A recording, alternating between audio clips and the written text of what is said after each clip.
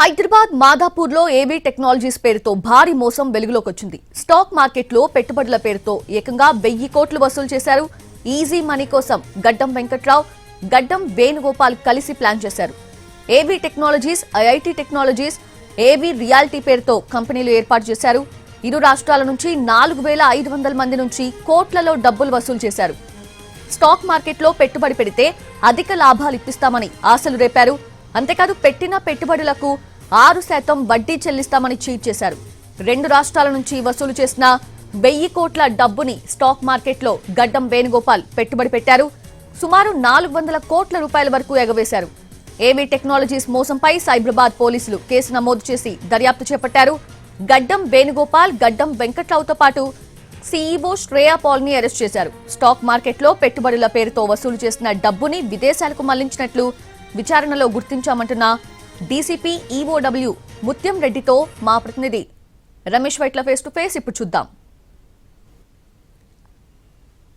పెట్టుబడితో పెద్ద మొత్తంలో లాభాలు వస్తాయన్న ఆశతోటి చాలామంది కొన్ని కంపెనీలు కావచ్చు, కొంతమంది వ్యక్తులను కలిసి పెట్టుబడులు పెడుతుంటారు. అయితే ఈ పెట్టుబడులే చివరికి మోసానికి దారితీస్తాయి. ఇప్పుడు చూసినట్లయితే ఏవీ టెక్నాలజీ, ఏవీ ఇంట్రో, ఐఐటీ ఈ 3 కంపెనీలు కలిపి ఏకంగా 1000 కోట్ల పైచలకు వసూలు చేశారు. అయితే ఇందులో కొద్ది మొత్తంలో తిరిగి ఇచ్చినప్పటికీ చివరికి చెల్లించకపోవడంతో బాధితులందరూ ఈఓడబ్ల్యూని ఆశ్రయించారు. అయితే వీళ్ళకి సంబంధించి ఇప్పటికీ అరెస్ట్ చేయడం జరిగింది.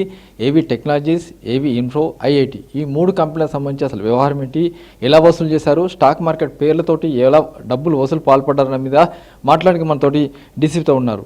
సార్ చెప్పండి, ఏవీ టెక్నాలజీ సంబంధించి వ్యవహారం ఏంటి, అసలు వీళ్ళు ఏ విధంగా వసూలు చేశారు? గడ్డం వెంకట్రావు, గడ్డం వేణుగోపాల్ అని చెప్పేసి, గడ్డం వెంకట్రావు ఐఐటీ టెక్నాలజీస్ అని, గడ్డం వేణుగోపాల్ ఏవీ సొల్యూషన్స్ అని చెప్పేసి 2 స్టాక్ మార్కెట్ ఇన్వెస్ట్ చేస్తామని చెప్పి 2 కంపెనీలు ఓపెన్ చేయడం జరిగింది.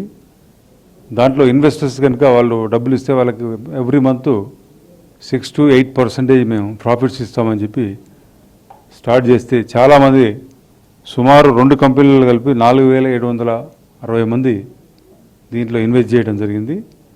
అందులో ఐఐటీ కంపెనీ వచ్చేసి 1388 మెంబర్సు, దాంట్లో వాళ్ళు వసూలు చేసింది 590 crores వసూలు చేశారు వాళ్ళ దగ్గర. తర్వాత ఈ కస్టమర్స్ అందరికి కూడా 340 crores వాళ్ళకు కొంతమందికి ప్రాఫిట్ రూపాన, కొంతమందికి అసలు రూపాన రిటర్న్ చేసినారు. ఇంకా కంపెనీ 238 కోట్ల రూపాయలు కస్టమర్స్కు ఇవ్వాలి. అట్లే ఏవీ సొల్యూషన్స్ గడ్డం వేణుగోపాల్ ఈయన 3373 మంది దగ్గర 442 కోట్లు వసూలు చేసి 337 కోట్లు వాళ్ళకు రిటర్న్ చేసిండు. ఇంకా 75 crores వరకు ఆయనకు పబ్లిక్ ఇచ్చేది ఉంది. వీళ్ళు ఏ విధంగా ప్రజల దగ్గర నుంచి డబ్బులు ఆకర్షించారు అంటే, ఏ విధంగా పెట్టుబడుల రూపంలోనా, లేకుంటే అధిక వడ్డీ ఇస్తామా, లేకపోతే స్టాక్ మార్కెట్లో పెట్టుబడులు పెడతాం, ఎలా? వీళ్ళు స్టాక్ మార్కెట్లో మేము పెట్టుబడి పెడతాం, ఇంత ప్రాఫిట్స్ వస్తాయి, మీకు 6 to 8% ప్రాఫిట్ ఇస్తాం మీరు పెట్టిన దాన్ని అని చెప్పేసి పబ్లిక్ అందరినీ కూడా అట్రాక్ట్ చేశారు. వీళ్ళు పబ్లిక్ని కన్విన్స్ చేయడానికి ఆంధ్రాలో చిన్న చిన్న టౌన్లలో కొంత మీటింగ్లు పెట్టి వాళ్ళకి బిజినెస్లలో కొంతమంది లోకల్ సపోర్ట్స్తోని వాళ్ళని దీంట్లో పెట్టుబడి పెట్టేటట్టు చేశారు. 4 సంవత్సరాల్లో దాదాపు 1000 కోట్లు వసూలు చేశారు. నిజంగా ఎట్లా నమ్మారు ప్రజలు? అంటే వాళ్ళు విక్టిమ్స్తో మీరు మాట్లాడారు, వాళ్ళు ఏం చెప్తున్నారు? ఫస్ట్లో పెట్టిన వాళ్ళకి వాళ్ళు పెట్టిన డబ్బులు వచ్చినాయి, వాళ్ళకి కొంత ప్రాఫిట్ వచ్చింది. వాళ్ళని చూసి తర్వాత వరుసగా పెట్టుకుంటూ పోయారు. కొంతమంది వరకు మాత్రం కొన్ని డబ్బులు వచ్చిన వాళ్ళకి, మిగతా ఎండ్లో చివరిలో ఎవరైతే ఇన్వెస్ట్ చేసినారో వాళ్ళంతా కూడా మొత్తం లాస్ అయిపోయినారు. అయితే ఏవీ టెక్నాలజీ కావచ్చు, ఐఐటీ కావచ్చు, ఈ కంపెనీ చూస్తే 4 సంవత్సరాల్లో 1000 కోట్లు వసూలు చేశారు. అయితే వసూలు చేసిన దాంట్లో కొంత తిరిగి ఇచ్చినప్పటికీ చాలా వరకు ఇంకా డబ్బులు ఇవ్వాల్సిందే. అయితే చాలా వరకు స్టాక్ మార్కెట్లో పెట్టుబడి పెడితే అధిక మొత్తంలో రిటర్న్లు ఇప్పిస్తామని చెప్పి, పెద్ద మొత్తంలో వడ్డీ చెల్లిస్తామని చెప్పి మోసం చేశారు. అయితే ఇప్పుడు బాధితులందరూ ఈఓడబ్ల్యూని ఆశ్రయించారు, వాళ్ళపైన చర్యలు తీసుకున్నారు. అయితే స్టాక్ మార్కెట్ పేరు